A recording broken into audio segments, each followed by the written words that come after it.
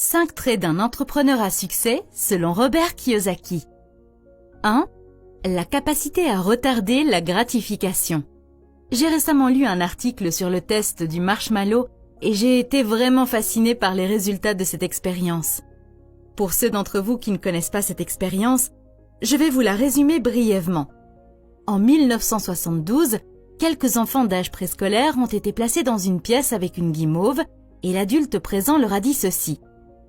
Je vais quitter la pièce et vous pouvez manger la guimauve maintenant ou attendre mon retour et en manger une deuxième en plus de celle-ci. Lorsque les adultes ont quitté la pièce, certains enfants n'ont pas réussi et ont mangé la guimauve tout de suite et d'autres ont fait preuve de patience et ont finalement mangé 2 guimauves, comme une récompense pour avoir été patient et avoir retardé la gratification. Ce qui est intéressant, c'est que ces enfants ont été étudiés tout au long de leur vie, pendant qu'ils grandissaient et aussi à l'âge adulte. Les études menées sur la plupart de ces enfants devenus adultes ont révélé que ceux qui avaient la patience d'attendre que l'adulte revienne avec la deuxième guimauve étaient aussi ceux qui finissaient par avoir des niveaux plus faibles de toxicomanie, une probabilité plus faible d'obésité, de meilleures réponses au stress, de meilleures compétences sociales, une meilleure gestion de l'argent et une meilleure vie en général.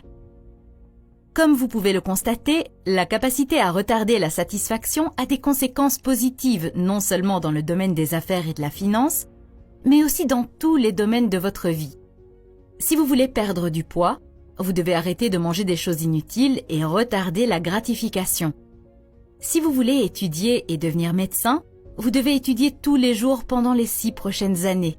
En d'autres termes, vous devez retarder la satisfaction. Et aussi, si vous voulez être riche et avoir une entreprise prospère et rentable, vous devez être capable de retarder la satisfaction. Je pense que cette capacité est la plus importante. Si vous observez toutes les personnes qui ont réussi, vous remarquerez qu'elles ont eu beaucoup de difficultés au début. Pas pendant un jour, une semaine ou un mois. Ils ont lutté pendant des années, certains même pendant des décennies. Si vous ne le faites que pour l'argent, vous ne pourrez probablement pas retarder la gratification trop longtemps, car vous devez manger quelque chose, n'est-ce pas? Vous devez être passionné et apprécier le processus. De cette façon, vous ne vous soucierez pas de savoir si le succès viendra demain ou l'année prochaine. Vous retarderez simplement la gratification si nécessaire. 2. Le courage. La capacité d'agir malgré un doute énorme. Lorsque vous démarrez quelque chose de nouveau, par exemple une nouvelle entreprise, vous vous démarquez de la foule, car la majorité des gens sont des employés qui vivent leur vie du côté gauche du cadran de la trésorerie. Malheureusement, il y a ce mauvais comportement humain que beaucoup de gens ont et qui consiste à rire et à décourager les autres qui sont différents. Vous vous souvenez peut-être du gros de votre classe de lycée dont on se moquait tout le temps parce qu'il avait un peu plus de kilos que les autres. Il en va de même avec l'argent. Il y a de fortes chances que vos amis et les personnes dont vous vous entourez aient des revenus et une valeur nette très similaires aux autres. Et si vous essayez d'échapper à leurs normes financières et de vous hisser au sommet et d'échapper à leur niveau, vous serez très probablement critiqué d'une manière ou d'une autre. Laissez-moi vous donner un exemple. Lorsqu'Elon Musk a créé sa société spatiale et de fusée SpaceX en 2002, les gens se moquaient de lui et disaient que personne ne pourrait jamais créer une entreprise prospère et rentable dans l'industrie spatiale. Ils avaient presque raison. En 2008, SpaceX est passé à quelques jours de la faillite après avoir raté ses 3 premiers lancements et détruit les fusées. Heureusement, Musk a eu le courage de procéder à un 4e lancement qui a été couronné de succès. Après cela, il a obtenu des fonds d'investisseurs et le reste appartient à l'histoire.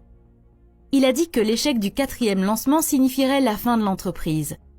Je suis sûre que la plupart des gens n'auraient même pas le courage de faire le 2e lancement.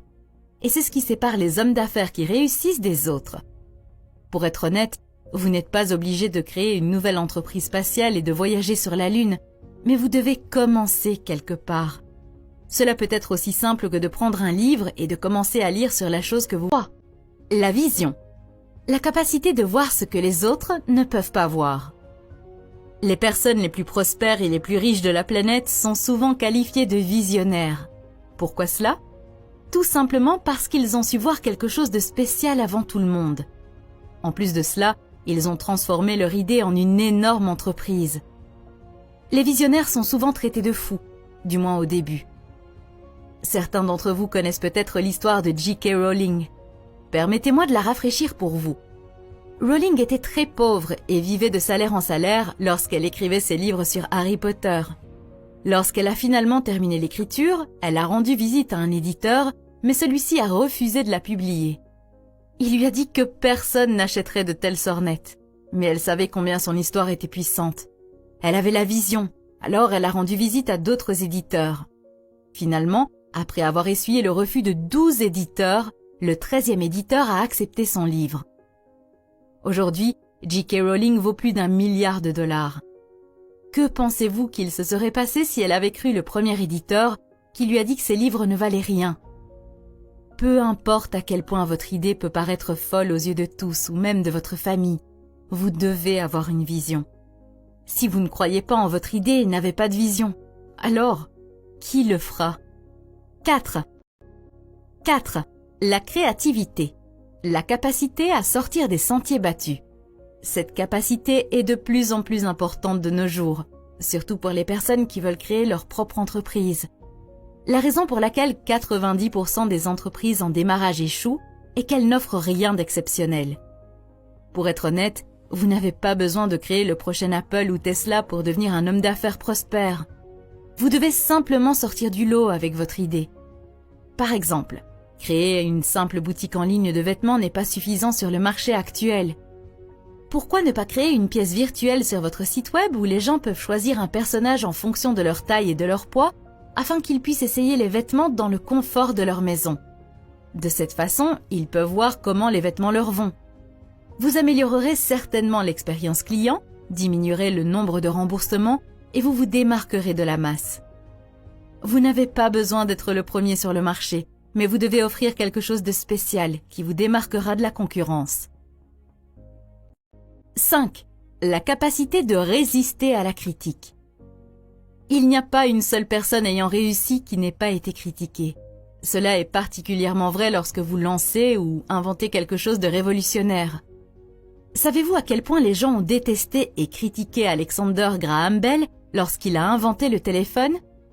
Il disait des choses comme « Ce téléphone ne sera jamais comparable au pigeon voyageur ». Comme cela peut paraître drôle aujourd'hui, non? Ou lorsque la voiture a été inventée, les gens disaient que les chevaux pouvaient courir plus vite et plus loin que cette terrible et bruyante machine. Mais il y a aussi une chose importante à garder à l'esprit. Vous ne pouvez pas être aveugle à tout ce qui semble être négatif et qui va dans votre sens. Vous devez savoir faire la différence entre la critique constructive et la haine. La frontière entre les deux est souvent très mince. Laissez-moi vous donner un exemple.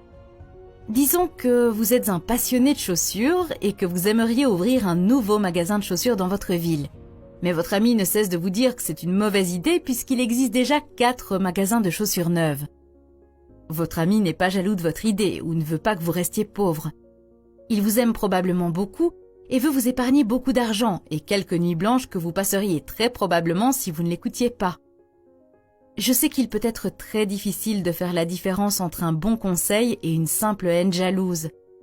L'important est d'avoir des relations honnêtes et solides, sinon ce sera vraiment difficile pour vous. Gardez à l'esprit qu'à chaque fois que vous faites quelque chose d'inhabituel, qu'il s'agisse de créer une entreprise ou de décider de vivre votre vie comme vous l'entendez, il y a des gens qui vous soutiennent et d'autres qui vous critiquent. Il y a une citation d'Elbert Hubbard sur ce sujet que j'aime beaucoup. Pour échapper à la critique, ne rien faire, ne rien dire, n'être rien.